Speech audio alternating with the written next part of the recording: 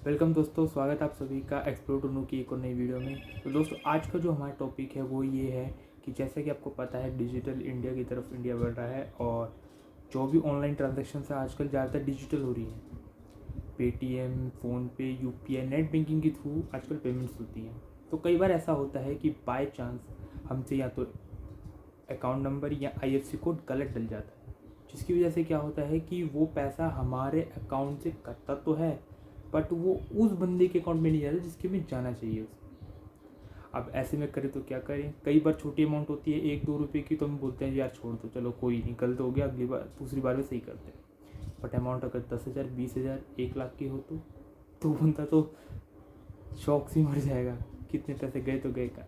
तो दोस्तों आज इस वीडियो में आपको बताने वाला हूँ कि अगर ऐसा कभी होता है तो आपको क्या क्या करना चाहिए। सबसे पहले दोस्तों आपको अपने बैंक में बताना है, आपको अपने बैंक में बताना है कि मेरी ये जो ट्रांजेक्शन मैंने की है इस अमाउंट की वो गलत हो गई है बाय मिस्टेक। अब बैंक उसमें आपसे इसके बारे में डिटेल्स पूछेगा, तो आप उन्हें ईमेल पे डिटेल्स ज़रूर बताएं या फिर कस्टमर केयर पे कंप्लेंट दर्ज करें। अगर बैंक बोलता है कस्टमर केयर पे कि आप हमें बाय ईमेल सारी इन्फॉर्मेशन दीजिए इस ट्रांजेक्शन के रिगार्डिंग, तो दोस्तों आपको उसमें से भेजना है date, time, mode of transaction, net banking, UPI और Paytm, PhonePe app.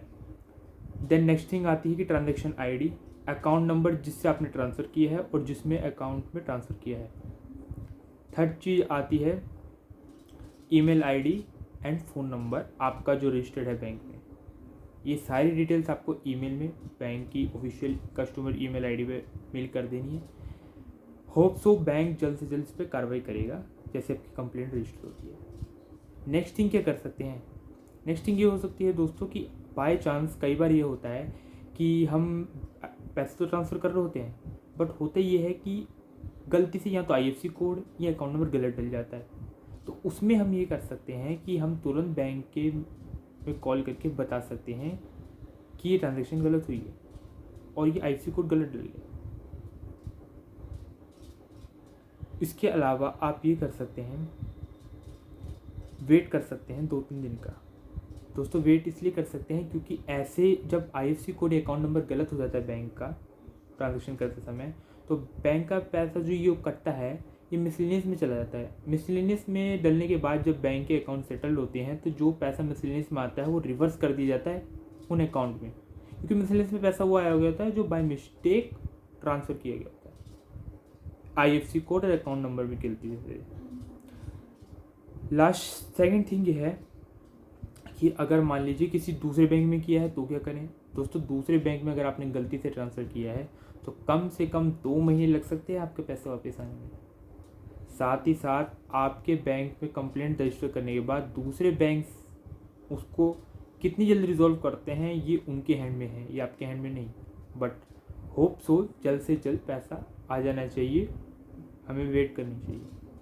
Next thing ये है कि अगर मान लीजिए सब कुछ ठीक है, कंप्लेंट आपने रजिस्टर करा दी, दूसरे बैंक में ट्रांसफ़र हुआ है गलती से, आपने कंप्लेंट भी रजिस्टर करा दी अपने बैंक में भी, दूसरे बैंक में कार्रवाई भी शुरू कर दी, बट जिस बंदे के में गए हैं गलती से वो बंदा मना कर दे, तो वो देने से मना कर दे, भाई मैं तो नहीं दे रहा, मैंने तो पैसे खर्च कर दिए, उसके पास हुई ना। तो ऐसे में आप क्या कर सकते हैं, आप उसके खिलाफ कंप्लेंट भी रजिस्टर करा सकते हैं पुलिस स्टेशन में। वैसे दोस्तों आरबीआई के रूल्स के अकॉर्डिंग अगर आप ट्रांजेक्शन कर रहे हैं तो ट्रांजैक्शन करते समय डिटेल्स में गड़बड़ी होने का जिम्मा अकाउंट ट्रांसफरी के बिहाफ होता है। मतलब अगर मान लीजिए आपने जो गलती की है वो आपके बिहाफ पे है, आपकी गलती है वो।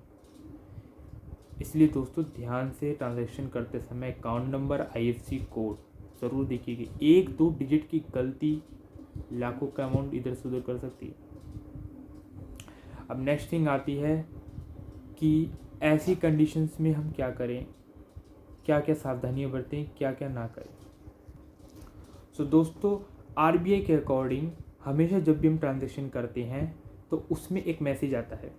वो मैसेज ये होता है कि जब भी आप पैसे ट्रांसफ़र करें इसमें भी लिखा होता है कि ट्रांजैक्शन करते वक्त अगर आपसे गलती से ये अमाउंट ट्रांसफ़र हुआ है तो उसमें बोला गया होता है इस नंबर पे आप मैसेज कीजिए और ये फॉरवर्ड हो जाएगा और उसके बाद आगे कार्रवाई होगी।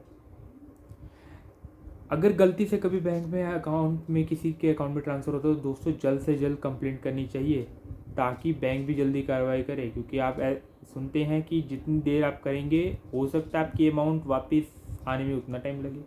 आपने 1 हफ्ते की देरी की, शायद पैसा 1 महीने बाद आए, 6 महीने बाद आए, और अमाउंट बड़ी होगी तो आपके लिए भी मुश्किल होगा इतनी देर वेट करना। तो सावधानी बरतिए। अब ऐसी चीज़ों में क्या करें क्या ना करें, तो मैंने इसके ऊपर एक आर्टिकल बना रखा है पूरा, जिन बातों का आपको ध्यान रखना है, ध्यान से सुनिएगा। पैसा ट्रांसफ़र करते वक्त जिसे भी आप भेज रहे हैं उसका बैंक अकाउंट नंबर दोबारा चेक कर लें। जी हाँ दोस्तों, जिसको भी आप पैसे भेज रहे हैं उसका अकाउंट नंबर ज़रूर चेक कर लें। कई बार ऐसा होता है कि 1-2 डिजिट की गलती वजह से आप भेज रहे हैं कैनरा बैंक में, चला गया वो HDFC में, या भेज रहे हैं HDFC में, चला गया SBI में, अकाउंट नंबर की गलती जैसे। इसलिए अकाउंट नंबर ज़रूर ध्यान रखें। सेकेंड थिंग आती है जल्दबाजी में बैंक अकाउंट नंबर डालते वक्त गलती से भी 1 डिजिट की इधर उधर ना हो जाए, पैसा गलत अकाउंट में ट्रांसफ़र हो सकता है। मान लीजिए कि आपने, मैंने आपको जैसे बताया था कि बंदा अगर मना कर दे, वो गलती किसी वजह से होगी, अकाउंट नंबर की गलती से, अकाउंट नंबर में गलती हुई तो पैसा इधर से उधर चला जाएगा, और बड़ी अमाउंट हुई तो आपको बहुत मुश्किल हो सकती है।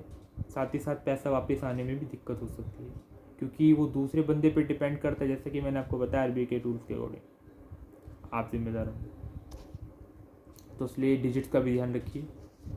पैसा भेजने से पहले अकाउंट बेनिफिशियरी ऐड कर ले, ताकि बार बार ट्रांसफ़र करने से सहूलियत हो। दोस्तों आजकल जो नेट बैंकिंग या मोबाइल ऐप्स हैं या UPI के ऐप है, उसमें एक ऑप्शन आता है कि हम बेनिफिशियरी ऐड सकते हैं। अब बेनिफिशियरी क्या होता है कि दोस्तों मान लीजिए किसी बंदे को हम हर मंथ अकाउंट में पैसे ट्रांसफ़र करते हैं, तो उसमें भी कर सकते हैं। अलग अलग बैंक के ऐप होते हैं, उसमें ऑप्शन होता है ऐड बेनिफिशियरी। वहाँ जाएंगे तो आप अकाउंट नंबर, IFSC कोड और बाकी डिटेल्स वहाँ पे फिलअप करके सेव कर सकते हैं। जब भी आपको ट्रांजेक्शन करनी है हर मंथ, उस पर क्लिक किया उस डिटेल पे, ऑटोमेटिकली सारा अकाउंट नंबर और IFSC कोड उठा लेगा, और आपका बिल्कुल एग्जैक्ट वही डिटेल्स होंगी, और अमाउंट डालिए और ट्रांसफ़र कर दीजिए। सिंपल है, ना कोई गलती होगी। अब जो लास्ट ऑप्शन है उसमें आपका ये है कि पहली बार दूसरे के अकाउंट में पैसे भेजने की शुरुआत कम राशि से करें, ताकि अगर पैसा गलत अकाउंट में चला जाए तो नुकसान कम हो। जी हाँ दोस्तों, बाई चांस मान लीजिए सब कुछ ठीक है, आपको लग रहा है फिर भी डाउट यार गलत भी हो सकता है, यहाँ बड़ी अमाउंट आप ट्रांसफ़र करने जा रहे हैं, आप सोच रहे हैं यार बड़ी ऐसा अमाउंट है, गलती से अटक ना जाए। मान लीजिए कोई बंदा 1 लाख रुपये ट्रांसफ़र कर रहा है, वो ये सोचेगा यार 1 लाख रुपये ट्रांसफ़र कर रहा हूँ, गलती से अटक गए तो यार मेरे तो पैसे अटक जाएंगे, तो उसमें करेंगे पहले 1 रुपया ट्रांसफ़र करके तो देखिए। अगर 1 रुपया हो जाए तो ठीक, नहीं हुआ तो भैया क्या हो गया, 1 रुपये ही तो है, 1 रुपये की तो टॉफ़ी खा के लोग फेंक देते हैं। इसलिए इन सब बातों का ध्यान रखिए। पैसा ट्रांसफ़र करते वक्त अकाउंट नंबर, IFSC कोड, साथ ही साथ ये भी जांच ले अकाउंट नंबर IFSC कोड ठीक है कि नहीं। 1 डिजिट की भी गलती लाखों का अमाउंट इधर से उधर कर सकती है। तो दोस्तों उम्मीद करता हूँ आपको ये वीडियो पसंद आई होगी। कोई भी अगर आपके और इश्यूज़ हों तो आप कमेंट सेक्शन में पूछ सकते हैं। वीडियो यहाँ तक अच्छी लगी हो तो लाइक एंड सब्सक्राइब करें, कमेंट करके ज़रूर बताएं कैसी लगी। और दोस्तों अपना ध्यान रखें, सुरक्षित रहें, टेक केयर।